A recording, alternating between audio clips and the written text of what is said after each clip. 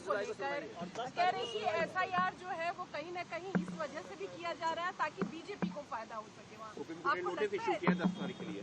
अब हमारी पार्टी में भी हम बैठ के बात करेंगे और इस पर क्या फैसला लेंगे, मगर हमारा एक ही है कि आप इतने कम टाइम में एक्सरसाइज कैसे कर पाएंगे।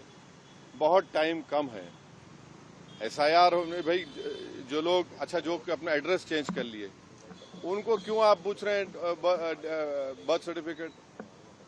माइग्रेशन होता है, अब क्या करेंगे वो लोग। मैं हैदराबाद में बैठा हूँ, तेलंगाना के मुख्तलिफ गाँव से हर मेरे ऑफिस को कभी 10 लोग कभी 20 लोग बिहार के आते हैं कि हम यहाँ पर लेबर हैं, बताओ हम क्या करना चाहिए। अब उनके पास पैसे भी नहीं है वापस जाने बिहार को। परेशानी वो होगी क्योंकि लॉ तो बोल रहा है कि उनको रहना पड़ेगा वहां पर। वो गए इसलिए कि बिहार में कुछ है ही नहीं, कोई सरकार ने उनका रोजगार का इंतजाम किया ही नहीं, तो मजबूरी उनकी है, बाहर बैठे हैं। तो ये सब प्रॉब्लम्स हमने ईसीआई के सामने रख के हमने कहा इसका तो आप सोल्यूशन निकालिए।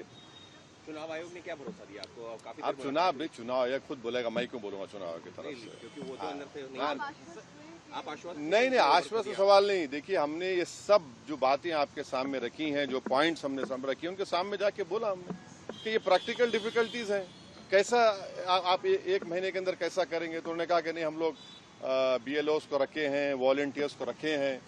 तो ये इसका डिफिकल्टी ये है कि जल्दबाजी में अगर 15-20% लोगों के नाम भी मिस हो गए और फिर आप देखिए मिस जब हो जाएंगे तो उसका सिटीजनशिप का मामला हो जाएगा। ये तो आप वही तो आसाम का डिओटर हो जाएगा फिर।